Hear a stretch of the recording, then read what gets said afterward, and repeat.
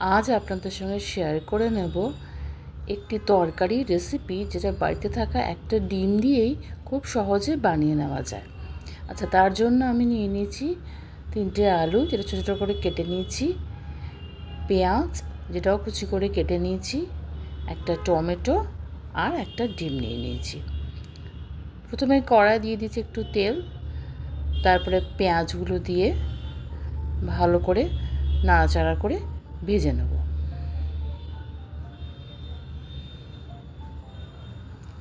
তারপর কড়াই আলুগুলো দিয়ে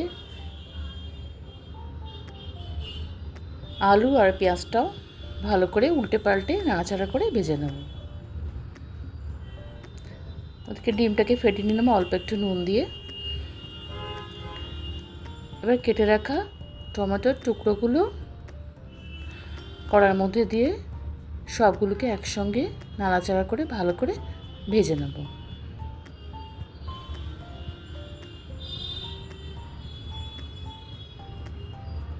এবার এর মধ্যে দিয়ে দিলাম অল্প পরিমাণে হলুদ, স্বাদ মতো নুন, একটু লঙ্কার গুঁড়ো আর অল্প একটু চিনি।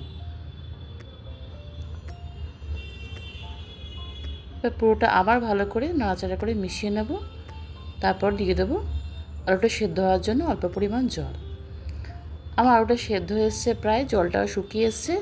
যে ডিমটা ফেটিয়ে রেখেছিলাম, ডিমটা ওপরে দিয়ে ভালো করে নাড়াচাড়া করে নেব। এই তরকারিটাকে আমরা সাধারণত ডিম ফাটিয়ে তরকারি বা ডিম ভেঙে তরকারি বলে থাকি। খুব সুন্দর খেতে হয়, ভাত বা রুটি যে কোনো সঙ্গেই এটা খাওয়া যায়, আর খুব অল্প সময়তেই রেডি হয়ে যায়। আমার জলটা পুরো শুকিয়ে এসছে, এরকম গামাখা গামাখা হবে। আমি একটা পাত্রে সার্ভ করে নিয়েছি। আমার রান্নাটা পুরোটা দেখার জন্য অসংখ্য ধন্যবাদ। ভালো লাগলে অবশ্যই একটা লাইক আর শেয়ার করে দেবেন, আর চ্যানেলটা সাবস্ক্রাইব করে পাশে থাকতে অবশ্যই যেন না ভুলবেন না।